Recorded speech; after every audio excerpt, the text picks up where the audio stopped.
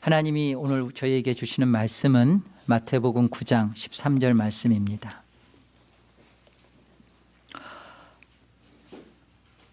너희는 가서 내가 긍휼을 원하고 제사를 원하지 아니하노라 하신 뜻이 무엇인지 배우라. 나는 의인을 부르러 온 것이 아니요 죄인을 부르러 왔노라 하시니라.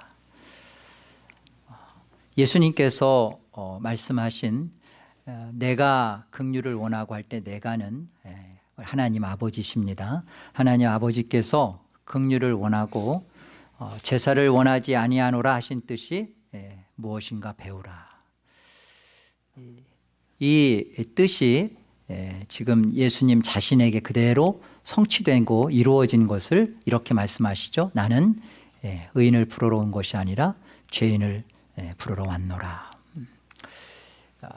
이 말씀 속에서 우리는 주님께서 아버지의 뜻이 제사의 원함에 있는 것이 아니라 제사를 왜 하라고 하셨는가? 그건 바로 긍휼에 있다. 긍휼을 너희가 배우도록, 그 긍휼을 또 알도록 하심에 있다. 긍휼이 무엇인가를 특별히 우리가 하나님의 말씀을 통하여서 오늘 주님이 또 하시는 주님의 확언을 통하여서 우리가 긍휼의 의미를 생각해 보아야 하겠습니다. 하나님의 긍휼은 우리가 생각하는 인간이 생각하는 긍휼과는 차원이 달라요. 그리고 생각이 다릅니다. 이 말씀이 무엇을 배경으로 하고 있냐면 호세아서 6장 6절 말씀을 배경으로 하고 있습니다. 호세아 6장 6절에 하나님께서 호세아를 통하여서 하신 그 말씀을 지금 주님이 그대로 사용하신 거거든요. 자, 우리 호세아서 6장을 같이 가보겠습니다. 나는 인애를 원하고 제사를 원하지 아니하며 번제보다 하나님을 아는 것을 원하노라. 우리 예수님께서는 이 말씀을 기억하셔서 오늘 지금 바리새인들과 제자들을 향하여 하신 말씀입니다. 여기 인애라는 말은 긍휼이라는 뜻이고요. 헤세드인데 이것이 오늘 주님께서 사용하였던 긍휼과 똑같은 단어입니다. 인애를, 긍휼을 원하신다. 긍휼이 뭐죠? 오늘 하나님께서 말씀하시는 긍휼은 어떤 것을 뜻하는 걸까요? 사람들이 생각하는 긍휼은 이제 불쌍히 여긴다. 또 이렇게 좀 불쌍히 여기는 마음에서 무엇인가를 베푼다. 뭐 그런 것을 긍휼이라고 생각을 많이들 합니다. 우리도 하나님께서 우리를 불쌍히 여겨서 예수님 보내주셨고 그리고 그 십자가에 죽으셨고 우리를 사랑하셔서 우리에게 구원을 베푸셨다. 하나님이 우리를 불쌍히 여긴 것이다. 이 긍휼이라는 단어는요, 하나님이 우리에 대하여 동정심을 가졌다라는 뜻이 아니에요. 긍휼은 성경에서 말씀하는 이 긍휼은 언약을 품고 있습니다. 언약을 뺀 긍휼은, 불쌍히 여김은 하나님의 긍휼이 아니에요. 그냥 사람이 서로에 대해서 그냥 동정심을 갖고 뭔가 선의를 베풀어주는 그런 것이죠. 하나님이 우리에 대하여 갖는 긍휼은 언약적 사랑입니다. 언약적 사랑이라는 건 뭔 말이냐면 하나님이 하나님 자신에게 매이셨다는 뜻이에요. 하나님 자신에게 스스로가 빠지셔서 그리고 그 약속과 하나님의 생각과 하나님의 계획과 하나님의 작정하심에 하나님은 스스로를 책임지실 수밖에 없는 그것이 하나님의 매인 사랑, 이게 긍휼입니다. 조건이 우리에게 있질 않아요. 우리를 사랑할 만한 어떤 것이 있어야 사랑하겠다라는 것이 애시당초 긍휼이 아닙니다. 긍휼은 그 조건 자체가 그냥 하나님께 있어요. 하나님은 그냥 내가 긍휼히 여길 자를 긍휼히 여기고, 이게 아무런 조건이 없어요. 하나님 왜 날 사랑하셨나요? 제가 어디가 좋아서 사랑하시기로 했나요? 라고 물으면 하나님은 난 네가 어디가 좋아서는 아니고 그냥 난 널 사랑하기로 그냥 했기에 사랑한다. 이게 긍휼이에요. 아무런 이유도 조건도 내게서 찾을 수 없고 묻지 않고. 그런데 하나님은 이런 나를 사랑하기로 하나님이 결정하셨고, 그 결정한 하나님의 사랑에 스스로가 포로가 되셔서 사랑하지 않으면 견딜 수 없는 불타오름에 스스로가 매이시고, 그것 때문에 하나님은 그 어떤 것을 내어주셔라도 우리를 사랑하지 않으면 안 될 수 없는, 견딜 수 없는 그 하나님 자신이 되기로 하신 것, 그게 긍휼이에요.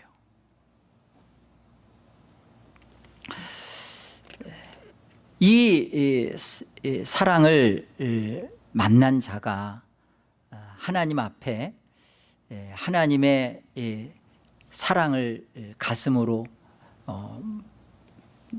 겨워하며 그 사랑이 들어와서 비로소 하나님의 사랑이 무엇인지를 알아가며 그 사랑에 반응을 하는 거예요.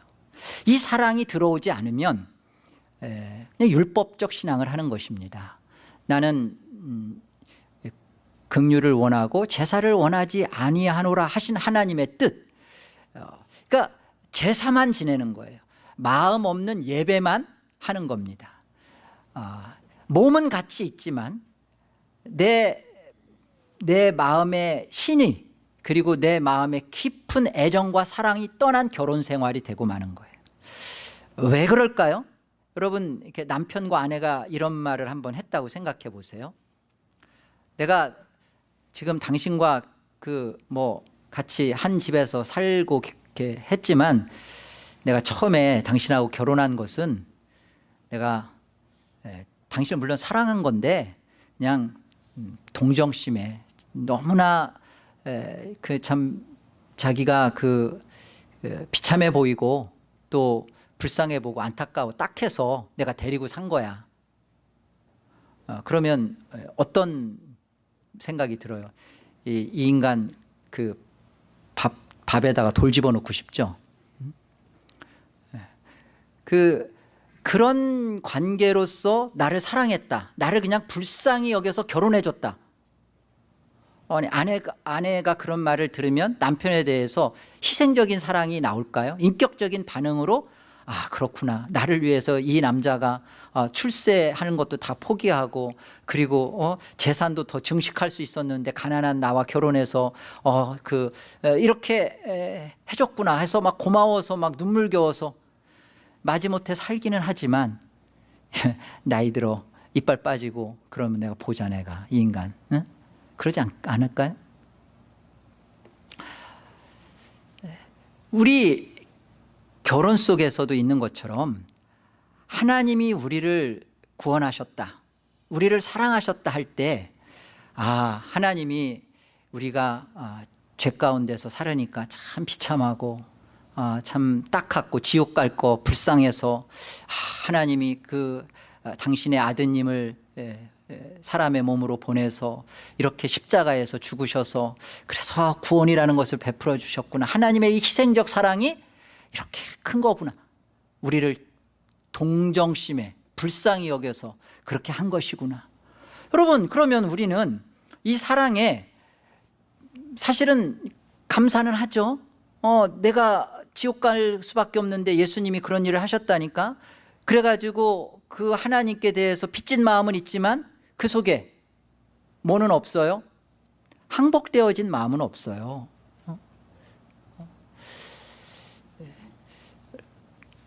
우리가 들소녀처럼 그냥 머슴처럼 하녀처럼 인생을 살고 있을 때, 이런 내 인생 속에 어느 날 백마탄 왕자님이 찾아와서 손을 내밀어서 결혼을 해서 왕궁으로 들어갔어요. 그 왕궁에 들어가서 같이 이렇게 사는 것도 행복하죠. 거기에 진수성찬 반찬도 있을 것이고 많은 그 먹지 못하고 누리지 못하고 입지 못했던 것들을 막 경험하고 살 겁니다.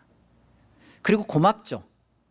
이 나를 찾아와서 많은 사람들을 제껴두고 나 같은 사람을 아내로 맞이해주고 나와 같이 이렇게 했다는 것에 대해서 감격하고 감사하겠죠.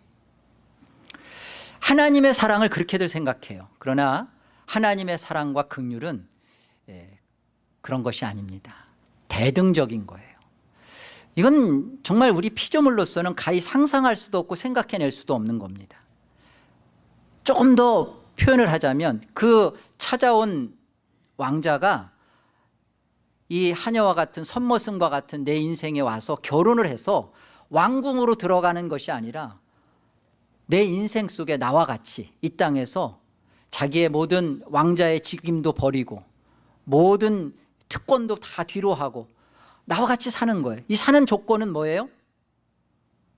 내가 너 같은 자를 사랑해서 내가 얼마나 괜찮은 사람인지 괜찮은 존재인지 만 백성에게 포고하노라. 그런 자신의 어떤 사랑의 탁월함이나 그리고 남다름을 표현하고 굉장히 후덕하고 덕스럽고 아주 사랑이 넘치는 사람으로서 왕자인 자신을 이렇게 드러내는 그런 결혼 관계가 아니라 그런 어떤 조건으로서 나를 써먹으려고 사랑에 찾아온 것이 아니라 나와 함께 초막살이 하면서 나를 결혼하고 같이 하겠다라는 이 속에는 나라는 존재밖에 없는 거예요.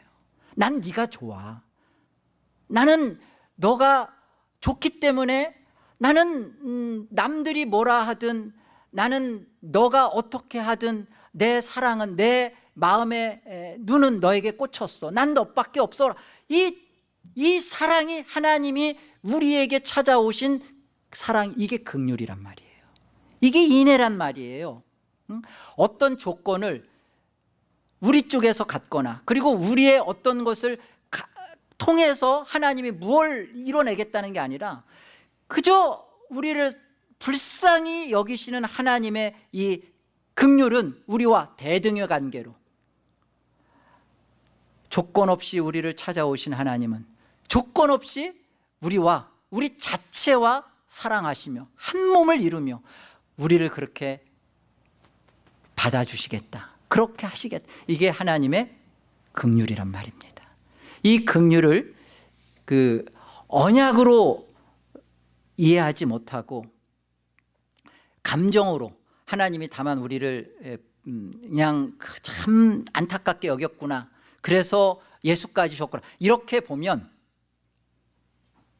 그것은 굉장히 인간적인 감정의 사랑이 되고 맙니다. 하나님의 사랑은 언약의 사랑이에요. 그렇기 때문에 그 언약의 사랑은 우리 쪽에 아무런 조건이 없습니다. 그리고 우리 쪽에 어떤 조건도 찾지 않으세요. 다만 우리 안에 이 하나님의 사랑에 매료된 자의 하나님께 드려지는 그 스스로가 하나님 앞에 나타내는 그 하나님의 사랑에 겨워 빠진 그 사랑을 통해 이 땅에서 그걸 누리고 감격스럽게 맛보는 것뿐입니다. 그것을 맛볼 수 있고 그것을 함께 하고자 하는 것이 오늘 내가 긍휼을 원하고 제사를 원하지 아니한다. 그런데 하나님 앞에 받은 사랑에 대하여 조건적으로 갖고 내가 하나님 앞에 기브 앤 테이크로 하나님이 나에게 이렇게 했으니까 나도 하나님 앞에 좀 더 도덕적이고 양심적이고 또 교회도 좀 번듯하게 세우고 뭔가 하나님 앞에 해서 하나님 앞에 나도 드리려고 하는 그런 거, 그게 제사란 말이에요. 하나님 앞에 마음이 빠진 예배란 말이에요. 하나님은 우리 안에 다른 거 묻지 않습니다. 하나님이 우리를 사랑한 것은 아무 조건이 없기 때문에 우리에게서 어떤 조건을 보고 사랑할 이유가 없으세요. 그 조건 없이 대한 당신의 귀한 신부가, 그 자들이 하나님 앞에 와서 마음껏 하나님 사랑 앞에 빠져서 그 하나님을 사랑하고 하나님의 사랑을 서로 나누고 하나님과 뒹굴며 함께하는 거, 그 하나님이 좋은, 하나님이 나를 좋아하시기에 나도 하나님만 좋은 거예요. 하나님이 좋아서 아무것도 안 보이는 거예요. 하나님이 아무것도 안 보이고 나만 보이듯이 나도 하나님만 보이는 거예요. 이것이 하나님이 우리에게 베푸신 긍휼이요, 그것이 제사를 원하지 않고 긍휼을 원한다라는 하나님의 뜻이 담긴 마음입니다. 조금 더 우리가 호세아 말씀을 통해서 이 긍휼에 담긴 언약의 의미를 조금만 더 들여다보겠습니다. 2장을 한번 가보세요. 14절입니다.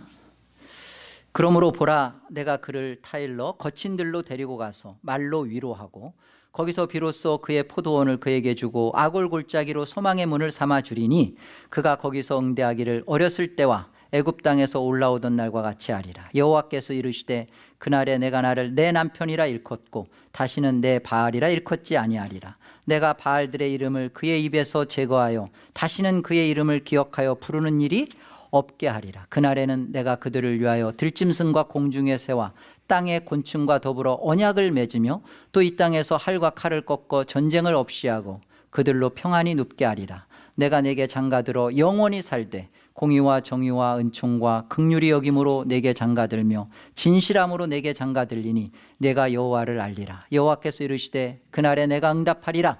나는 하늘에 응답하고 하늘은 땅에 응답하고 땅은 곡식과 포도주와 기름에 응답하고 또 이것들은 이스라엘에 응답하리라. 내가 나를 위하여 그를 이 땅에 심고 긍휼히 여김을 받지 못하였던 자를 긍휼히 여기며 내 백성 아니었던 자에게 향하여 이르기를 너는 내 백성이라 하리니 그들은 이르기를 주는 내 하나님이시라 하리라 하시니라. 하나님께서 이스라엘 백성들, 끊임없이 바알을 우상으로 삼는 이스라엘 백성들을 향하여 하나님의 불타오르는 사랑을 호세아가 고멜을 향하여 끊임없이 그를 사랑하는 모습으로 그림화시키셨습니다. 그러면서 하시는 말씀이 이거예요. 나는 너에게 내가 장가들겠다. 진실함으로 장가들겠다. 19절에 그렇게 말씀하시죠. 그래서 영원히 함께 살겠다. 뿐만 아니라 그 장가들어 오시는 하나님이 결혼 지참금을 갖고 오세요. 그게 뭐죠? 여기 공의, 정의, 은총, 긍휼, 진실함. 이것들은 우리가 하나님의 형상으로 지어졌을 때 가졌던 원의에 속했던 것들입니다. 그러나 우리가 하나님을 떠나와서 아담과 함께 하나님을 배반하며 하나님 없이 자기 스스로가 하나님 되어 살려고 했던 우리 속에 이 모든 것들이 다 거룩과 진실, 그 다음에 의, 이런 거 다 사라졌어요. 그런데 이렇게 그 하나님 앞에 짐승이 되고만 우리 속에 하나님이 장가들어 오셔서 결혼 지참금을 갖고 오셔서 우리와 함께 한 몸을 이루시겠다는 겁니다.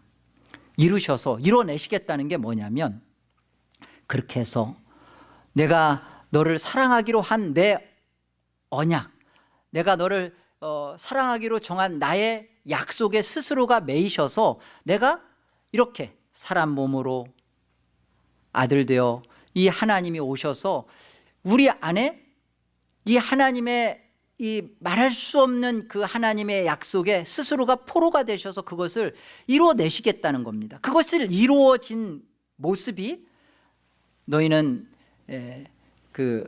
내 백성이 아니었지만 이제는 내 백성이다. 내가 과거에는 너희를 긍휼히 여길 수 없었지만 내가 너희를 긍휼히 여기게 되었다. 모든 조건 자체가 우리 쪽에 하나가 있질 않아요.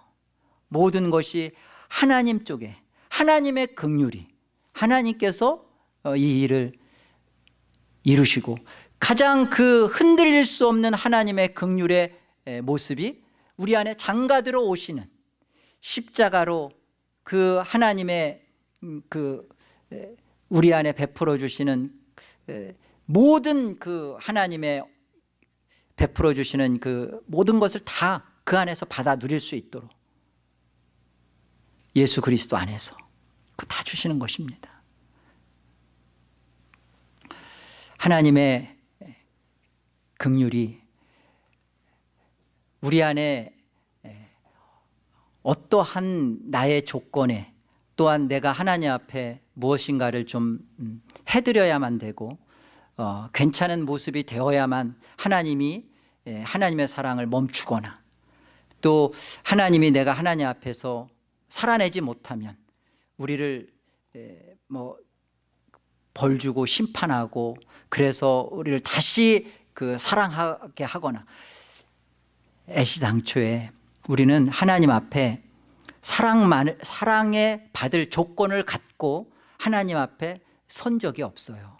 우리는 하나님을 사실은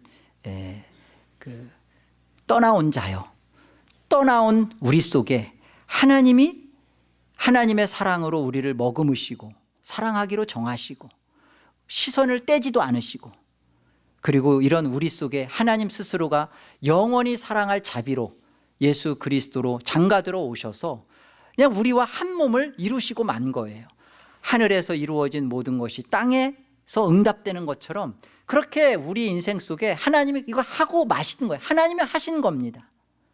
이 하나님이 하신 모든 것을 우리가 경험하고 맛보고 그것을 즐기는 모습이 그게 예배예요.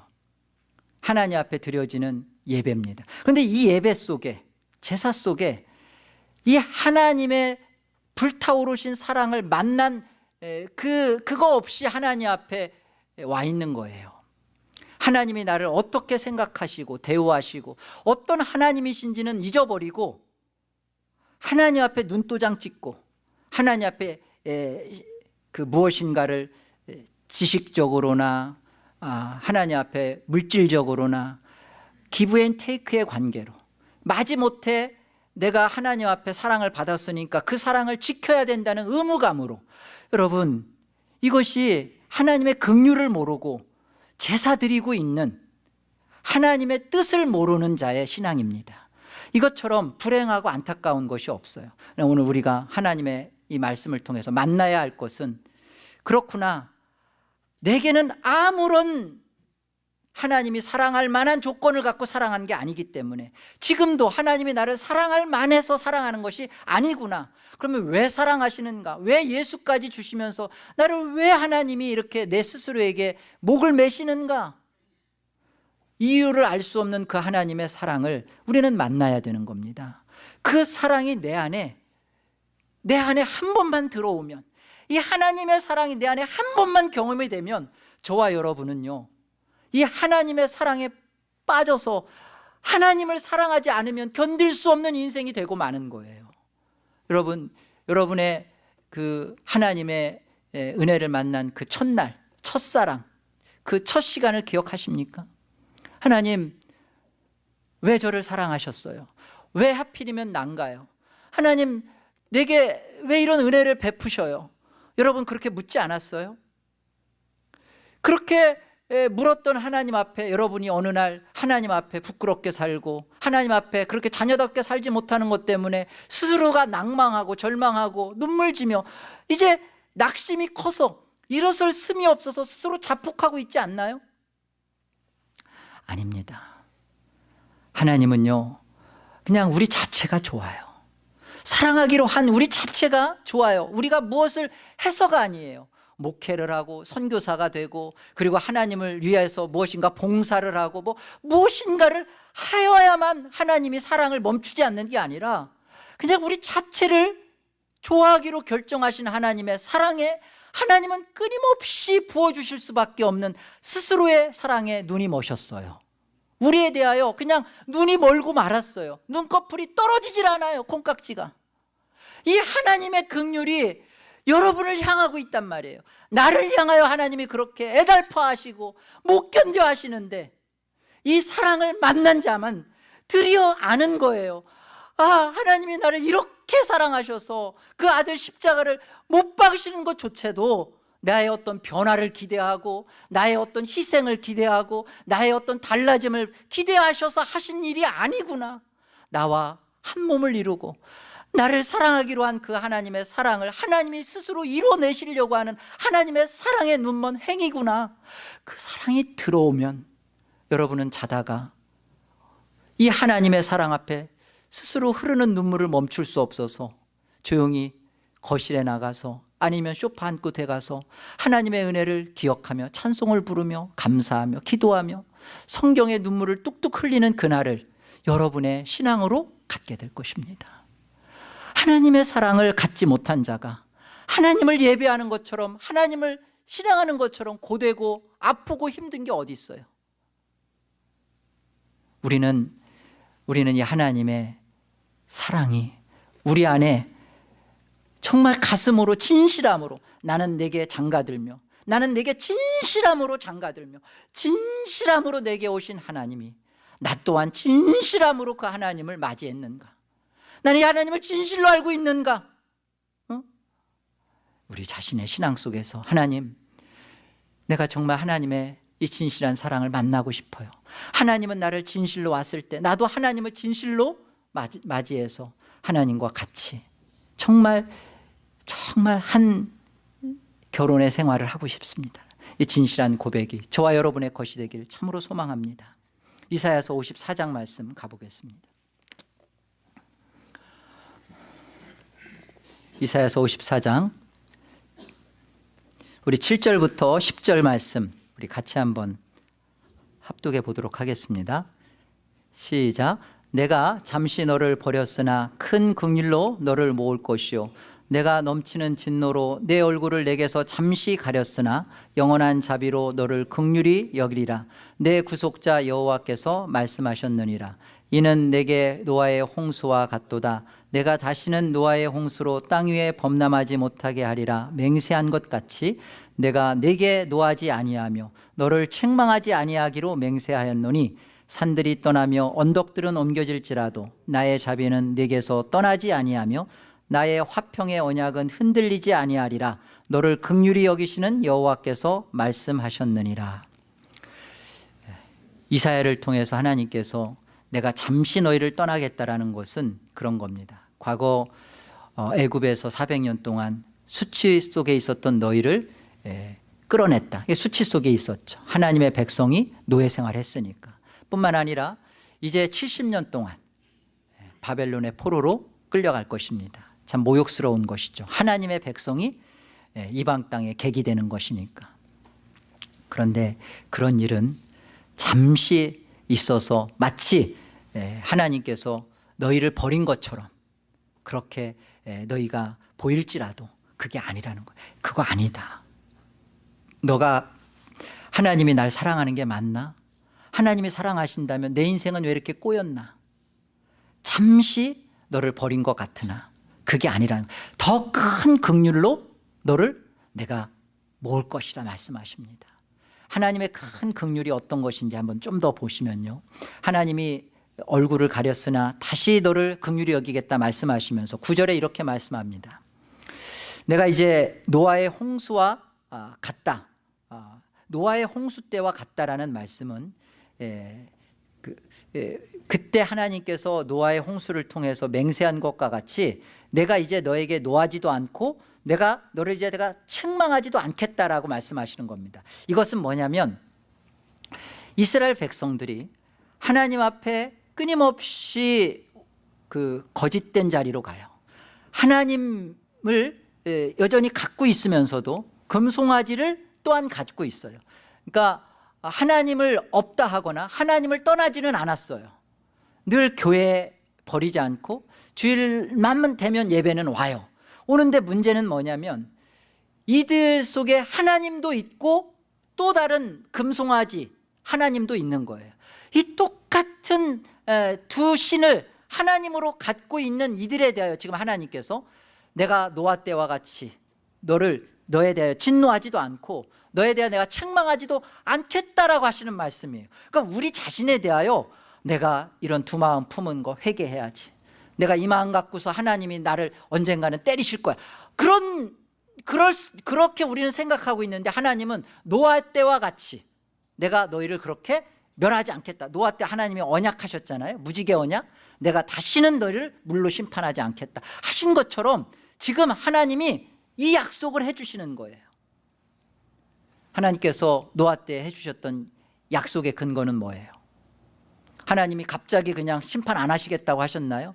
창세기 8장에 가보면 이들이 다 그 지면의 모든 것이 코로 기식하는 모든 생물이 다 죽습니다.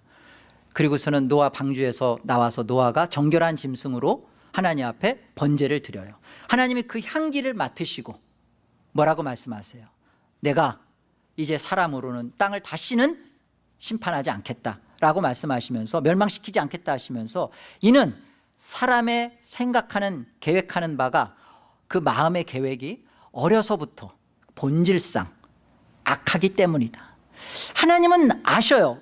그때 노아 때와 같이 지금 우리 속에 하나님, 제가 다시는 내가 하나님만 사랑하고 내가 다시는 세상으로 게으름과 안일과 나태와 세상의 정욕으로 빠지지 않겠습니다 하는 말에 하나님은 안 속으세요. 너는 그런 자라는 거예요.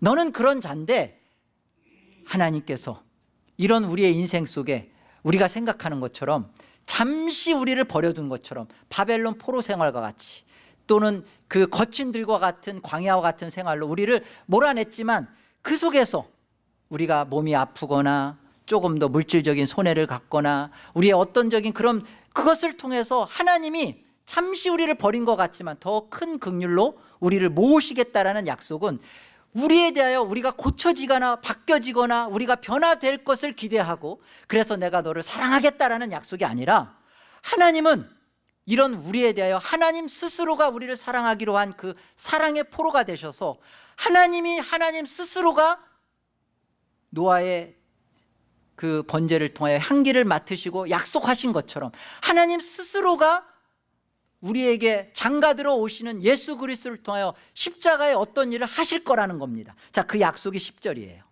우리 10절만 다시 한번 읽어봅시다. 함께요. 산들이 떠나며 언덕들은 옮겨질지라도 나의 자비는 네게서 떠나지 아니하며 나의 화평의 언약은 흔들리지 아니하리라. 너를 긍휼히 여기시는 여호와께서 말씀하셨느니라. 보세요. 산들을 얼마나, 산 그러면 아주 뭐 굳건한 거잖아요. 산이 옮겨지는 것은요, 정말 정말 사람의 힘으로 이게 거의 뭐 되겠습니까? 물론 이제 기계적으로야 뭐 포크레인으로 옮기면 옮기겠지만 산 그러면 옮겨질 수 없는 것을 뜻하잖아요. 언덕, 그러나 이 산들과 언덕들은 혹 옮겨질지라도 하나님께서 가지시는 자비, 이 영원한 자비는 내게서 결코 떠나지 않겠다는 겁니다.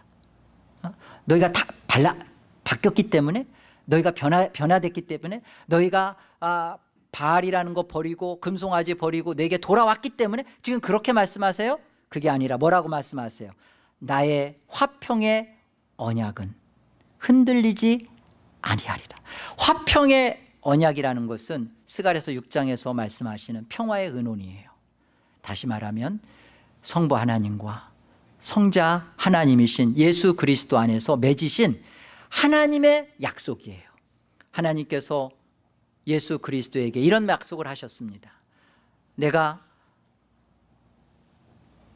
누구에 대하여 내가 눈이 멀었다. 내가 저를 사랑하기로 내 마음에 들어왔다. 저를 사랑해야 되는데 저들 안에서는 내 사랑을 받을 조건을 저들은 만들 수가 없다. 저들은 그 내 사랑을 받을 만한 자들이 스스로에게는 될 수가 없다. 근데 이 사랑을 받을 만한 자가 되게 하려면 저들의 죄가 해결돼야 되고 나의 공의가 저들 안에 들어가야 되는데, 그 일이 이루어지려면 하나님 아버지께서 아들 하나님께 제안하는 것이죠. 아들이여, 저들의 죄를 위하여 죽어다오. 그리고 저들에게 장가들어 정의와 공의와 은총과 긍휼로 진실함으로 저들에게 결혼 지참금으로 저들에게 가져다 다오. 이에 대하여 아들 하나님이신 예수께서 그리고 그것에 대한 그 하나님이 하신 이 화평의 언약이 뭐라고 되어 있어요? 너를 긍휼히 여기시는 여호와께서 말씀하셨느니라.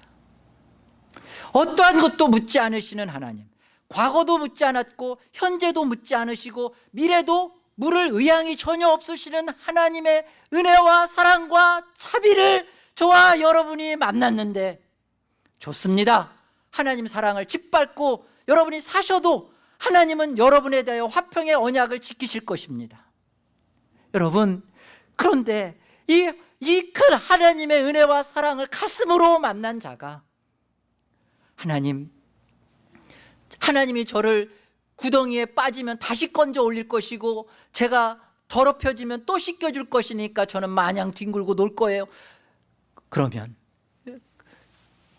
여러분, 엄마 손잡고 파티 장소에 가고 있는 예쁜 한 소녀가 있었어요. 3살 4살 먹은 소녀가 있었어요.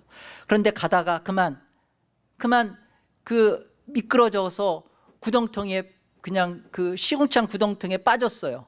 엄마가 어떻게 하죠? 너는 더러우니까 넌 못 데리고 가겠다. 집에다 놓고 엄마만 혼자 가나요? 부지런히 집에 가서 다시 씻겨서 예쁜 옷으로 갈아입혀서 다시 데리고 갑니다.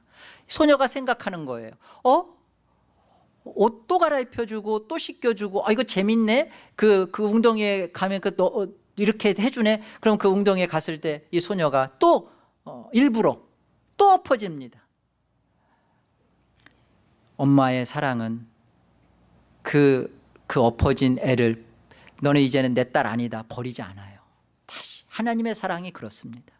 여러분, 계속 그러면 파티장에 가서 하나님의 베풀어 주시는, 우리에게 주신 은총과 긍휼과 정의와 진실함과 영원함, 이런 것들을 맛보며 누리며 이 땅에서 그것을 경험하며 사는 것은 왜 포기하십니까?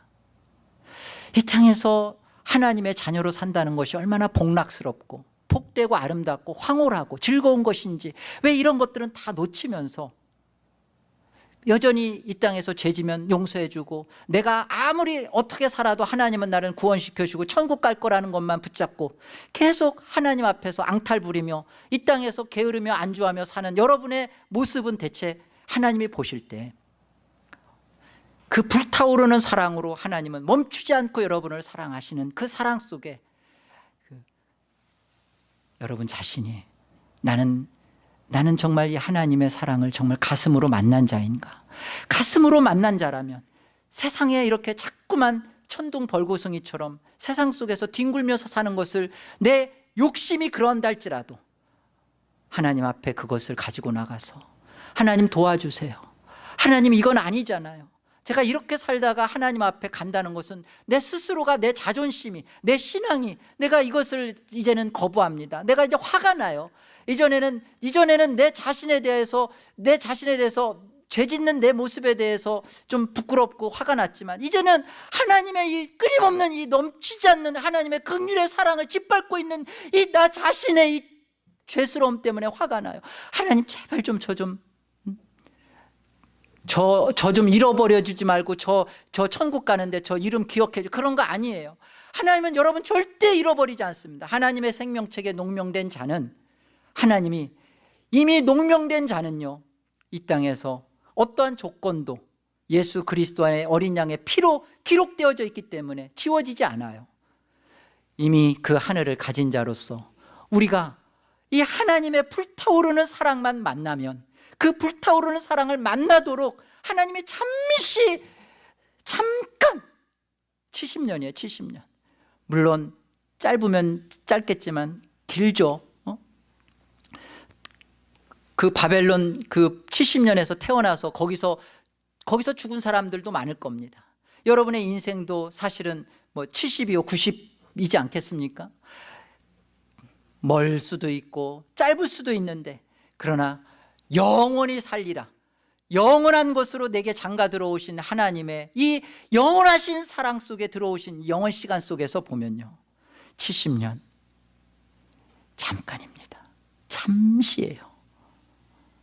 여러분, 이 기간 동안 우리 안에 이 예수 그리스도와 함께 십자가로 와셔서 우리를 이렇게 더 큰 긍휼로 우리를 맞이하시며 우리 자체를 사랑하시며 우리 자체와 정말 눈물겨워 못 이겨 하시는 사랑으로 부둥켜 안고 사랑하시려는 하나님의 사랑이 우리 인생을 여러분이 그토록 막 이렇게 짜증내며 그토록 하나님 앞에 밀쳐내는 이 잠시의 버려둠과 같은 그런 시간이, 그러나 이것은 우리 하나님이 우리를 고아와 같이 버리시거나 우리 하나님 우리를 잊은 시간이 아니에요. 우리 하나님이 우리를 선대하시는 겁니다. 우리 하나님께서 정말 우리가 누구인지, 우리가 어떤 자인지, 이 땅에서 어떠한 자로 하나님이 우리를 태어나게 하셨는지 그 사랑을 만나고 경험하는 복된 시간이에요. 이 복된 은혜가 우리 안에 주어진 것입니다. 에레미야서 31장 하나님 말씀 가보겠습니다.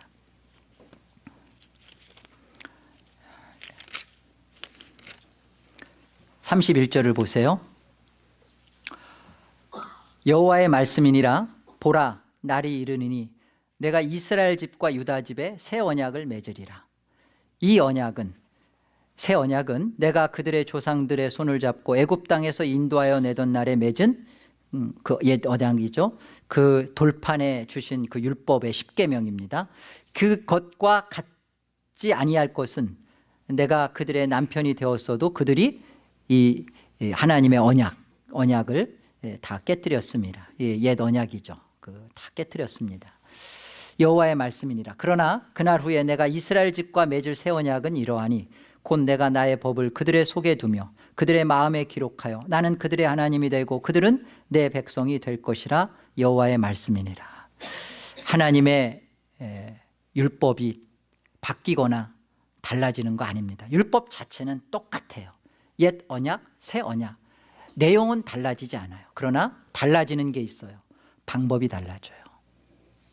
옛 언약은 하나님께서 이 언약을 지키도록 우리가 언약 지켜보겠다고 하니까, 하나님의 언약을 주신 것은, 하나님 언약대로 우리 율법을 주신 것은 율법대로 못 살겠어요. 하나님 율법을 제가 어떻게 지켜요? 율법을 지킬 수 없습니다. 그리고 이 율법 앞에, 하나님 앞에 우리는 정말 하나님이 정말로 이 율법을 통해 주시려고 했던 그 목적 뭐예요? 그거 보여주세요. 그 구약 내내 보여줬던 것처럼 그분이 예수 그리스도라면 그 예수 그리스도가 필요합니다라고 가면 율법은 성취되는 거예요. 그런데 출애굽기 19장에 하나님이 율법을 주겠다 말씀하시니까 이스라엘 백성이 뭐라고 말해요? 예, 주세요. 지켜볼게요. 할 수 있습니다. 그렇게 반응을 한 거예요. 그래서 율법이 주어진 겁니다. 10계명이 그래서 주어지는 거예요. 그 10계명을 주어졌을 때 인간은 해보겠다고 합니다. 끊임없이 해보겠다고 하는 것이 율법주의요. 그것이 하나님 앞에 죄를 쌓아가는 것이요. 그것이 결국은 하나님의 긍휼을 모르고 제사를 지내고 있는 오늘의 바리새인들의 모습이요. 현대교인들이 하나님의 이 긍휼을 모르고 마음 없이 예배드리고 있는 작태인 것입니다. 하나님이 그렇게 해보겠다고 하는 그들에게 하나님은 어떻게 해요? 손을 잡고 지킬 수 있도록 하나님이 광야에서 기적을 베푸시며 인도하시며 하나님이 다 도와주십니다. 해보겠다라는 이들에게 모든 조건을 다 베풀어서 해보라. 왜? 조건이 부족하고 환경이 못나서 못했습니다라는 핑계와 변명이 나오지 않도록 다 해보도록. 그런데 그들이 이것에 대하여 할 수 없음을 보게 되고, 이것에 대하여 하나님, 그래 못하겠지, 할 수도 없는 것들이 왜 한다고 큰 소리 쳤니 하면서 심판하고 멸망하는 게 아니라 하나님의 긍휼은 무엇이냐면 이들을 향하여 새 언약을 주십니다. 바로 예수 그리스도를 통하여서 십자가에 죽으시고 그 십자가의 죽음을 통하여 하나님이 조건을 다 이루시고 이제 동일한 율법을 이제는 돌비에다 새겨서 우리에게 주는 게 아니라 하나님이 그냥 우리 안에, 우리 노아 때와 같이 어려서부터 죄짓고 본성상 하나님을 거부하는 우리 속에 하나님이 사랑하기로 한 자들 속에 그냥 하나님이 쑥 들어오시겠대요. 생명으로 들어오시겠대요. 말씀으로 우리 안에 들어와 계시겠답니다. 이것이 성령의 역사입니다. 오순절 성령을 통하여서 우리 안에 하나님이 이루시겠다는 것이 그거예요. 십자가로 예수 그리스도가 이루신 이 하나님의 언약의 실행을 그대로 우리 안에서 이루어내시겠다. 이제는 너희가 법조문에 지키고 매이고 하는 존재가 아니라 예수 그리스도로 말미암아 내가 생명되어 네 안에 들어오겠다. 그래서 이제는 너의 마음속에 있겠다. 이게 하나님의 약속입니다. 우리 안에 이 일을 하나님이 하시겠다는 거예요.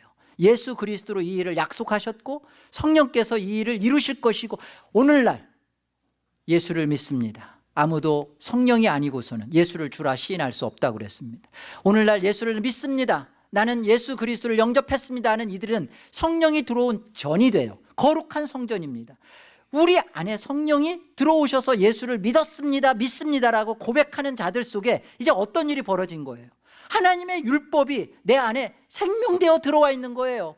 이제 하나님의 말씀이 내 안에 법조문이 되어서 이것 지키면 또 이거 안 지키면 이런 인생 아니에요. 애시당초 하나님은 우리에게 율법을 주신 것은 그 율법을 지켜서 조건을 이루어서 내가 너희를 받아줄 수 있게 좀 되어다오, 사랑할 수 있는 자가 좀 되어다오 라는 게 아니었단 말이에요. 그렇다면 이 하나님의 말씀이 우리 안에 왜 생명되어 들어왔을까요? 생명되어 들어온 모습으로 하나님이 우리에게 뭘 선포하고 계시는지 보실래요? 34절 보세요. 그들이 다시는 각기 이웃과 형제를 가르쳐 이르기를 너는 여호와를 알라 하지 아니하리니 이는 작은 자로부터 큰 자까지 다 나를 알기 때문이라. 내가 그들의 악행을 사하고 다시는 그 죄를 기억하지 아니하리라. 여호와의 말씀이니라. 여기 그들의 악행을 사하고 죄를 기억하지 않는다고 했는데요, 이것은 원어적으로 보면 우리의 원죄를 말해요. 하나님을 떠나서 아담의 속에 속해서 그 행위 언약 속에서 선악과를 먹으며 하나님 앞에 하나님을 배반하며 불순종하며 교만하며 행했던 그 하나님 앞에, 원죄라는 건 뭘 말하냐면 하나님이 우리를 사랑할 우리에 대하여 갖는 하나님의 그 죄된 모습입니다. 우리가 하나님께 갖는 죄를 짓고서 우리가 하나님 앞에 해결해야 할 나의 죄의 어떤 모습이 아니라 하나님이 우리에 대하여 심판하고 정죄하고 판단할 수밖에 없는 하나님 쪽에서의 진노와 분노를 쏟아낼 수밖에 없는 그것을 하나님이 내가 그것을 사하겠다는 거예요. 그것을 다시는 기억하지 않겠다는 겁니다. 이게 뭐예요, 이것이 도대체? 이것이 우리가 무엇을 해서 대체 이런 일들이 벌어진 거예요?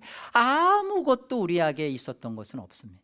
다만 하나, 나는 아버지를 떠나서 내가 하나님의 말씀 앞대로 살 수 없는 죄인이라는 거, 그거 알게 되었습니다. 그거 깨달았습니다.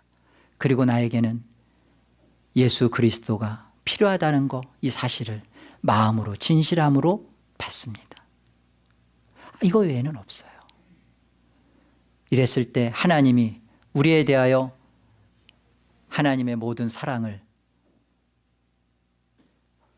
조건 없이 사랑하기로 한 그 사랑을 하나님 스스로가 지금 만족하시는 거예요. 내가 그거 다 사했다는 거예요. 오늘날 정말 이 땅에서 예배하며 교회 생활하며 결국은 이 하나님이 베풀어 주시는 영원한 영생 복락을 맛볼 수 없는 자는 누구인가? 다른 사람이 아닙니다.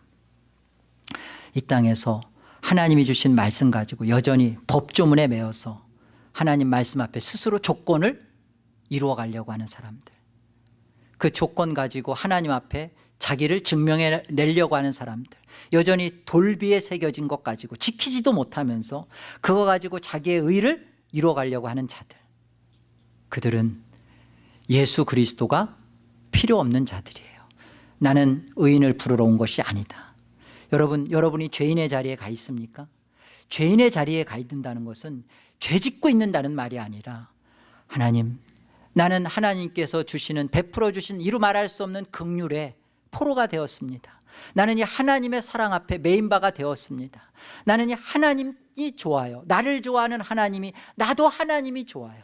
나는 내 자신에 대하여 나는 이렇게 모자라고, 나는 이렇게 하나님 앞에 게으르고 아니라고 나태하고 세상적이지만 이런 나를 사랑하시는 하나님 앞에 나 자신을 묶어서 하나님을 갖다 놓습니다. 하나님, 나 사랑하고 싶어요. 하나님, 나 정말 하나님께로 가고 무엇을 했느냐 안 했느냐, 어떻게 사느냐, 이것이 지금 죄를 말하는 게 아닙니다. 이미 예수 그리스도 안에서 새 언약 속에서 우리의 악행을 사하고 우리의 죄를 기억도 안 하신다고 그러잖아요.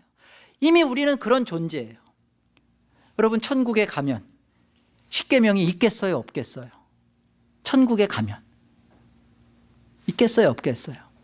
있어요. 지금 십계명이 있어요, 없어요? 있잖아요. 어떻게 있어요? 내가 도둑질하지 말아야지, 간음하지 말아야지, 살인하지 말아야지. 이 율법을 바리새인들은 난 지켰다. 그러니까 예수님이 그래? 살인하지 말라는 율법을 자신들이 법조문으로 지켰다 그러니까 마음에 형제에 대하여 미움을 갖는 자마다 살인한 자다. 마음으로 음욕을 품고 여자를 본 자마다 다 간음한 자다. 너희들은 그 여전히 그 못하는 자다. 그러니까 법조문으로 갖고 있는 자들에게는, 율법이 있는 자들에게는 율법으로 판단을 하셔요. 우리가 이 땅에서 지금 하나님의 말씀을 갖고 있습니다. 십계명을 갖고 있습니다. 그런데 이것이 우리 안에 이렇게 하면 하나님이 벌 주시겠지, 이렇게 또 안 하면 하나님이 또 우리를 심판하시겠지, 그런 거 없습니다. 천국에 그런 게 있겠어요? 천국에 있는 십계명은 우리 안에 하나님 자체가 나를 긍휼히 대하시고 조건 없이 나를 사랑하신 그 일생의 그 하나님 사랑을 만난 것이기 때문에 나도 그 하나님의 사랑을 그 천국에서 그대로 하나님 자체만을 사랑해요.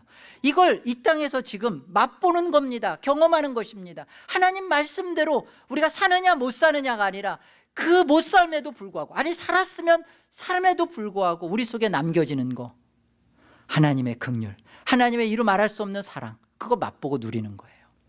예수를 너희가 보지 못하였으나 사랑하는도다. 이제도 보지 못하나 믿고 말할 수 없는 영광스러운 즐거움으로 기뻐하니 믿음의 결국 곧 영혼의 구원을 받음이라.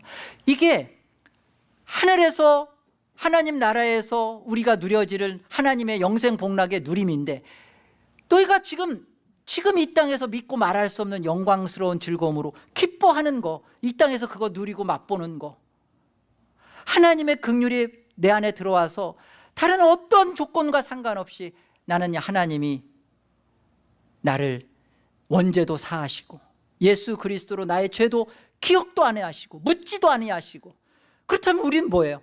야, 이제 됐다, 만사오케이다, 가서 마음껏 죄짓고 살자. 그렇게 해도 하나님의 사랑이 우리에게 멈추지 않겠다. 누구라면 하나님이 어린 양의 생명책에 농명되어 있는 자라면 하나님은요 그 긍휼을 멈추지 않습니다. 여러분, 그렇게 해도 여러분이 정말 하나님의 구원의 자녀로서 농명된 자라면 죽기 전에 하나님이 하실 일 다 하시겠죠. 바라기는 여러분, 우리에게 주어진 인생이 10년이면 10년, 남은 기간이 20년이면 20년, 30년이면 30년, 이 기간은 이 세상에서 무엇을 해서 또 하나님 앞에 뭐 교회를 하나 세우고 뭐 세상에 가서 누구를 많이 전도하고 다 좋습니다. 그러나 그 조건을 이루어야만 하나님이 나를 사랑하기로 한, 하나님이 베풀려는 모든 것을 주실 수 있는 근거가 되는 건 아니에요. 그것과 상관없이 나를 사랑하시고 나 자체의 포로가 되시고 나 자체의 어떠함에도 불구하고 나 자체를 잊지 아니하시고 나 자체를 끊임없이 사랑하시려는 이 하나님 사랑을 만난 자는 다른 거 하지 마시고 이 하나님을 좀 기억하시고 이 하나님을 사랑해 주시고 이 하나님의 사랑 속에 들어가시고 이 하나님과 함께 사랑을 경험하시기를 바랍니다. 하나님의 마음과 가슴 아픈 이 사랑을 한 번쯤 여러분 좀 만나주시고 이 하나님의 원사이드 러브가 아니라 하나님의 이 사랑에 반응하셔서 제발 하나님을 맛보시고 하나님을 경험하시고 하나님의 어떠하심을 조금이라도 경험하셔서 맛보셔서 여러분의 인생이 얼마나 황홀하신지 달콤하신지, 하루를 살면 하루가 얼마나 감격스러운지, 열흘을 살게 하시면 열흘만큼 하나님의 누림을 즐기시고 10년을 살라 하시면 그 10년을 살아야 할 이유는 그거 해서 무엇인가를 해서 하나님 앞에 돌리는 거 안 해도 됩니다.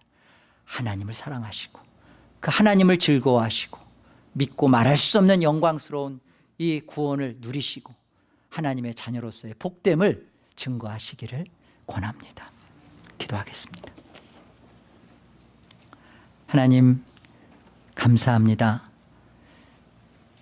하나님께서 사랑할 만한 조건과 근거가 있어서 우리를 사랑하신 것이 아니라 하나님 사랑하기로 정한 하나님의 긍휼 때문에 그 긍휼의 포로가 되셔서 우리 안에 장가 들어오시고 하나님의 결혼 지참금을 주시고 그 안에서 우리에게 이루 말할 수 없는 하늘의 복을 누릴 수 있도록 이 땅에서 그것을 경험시켜 주시니 감사합니다.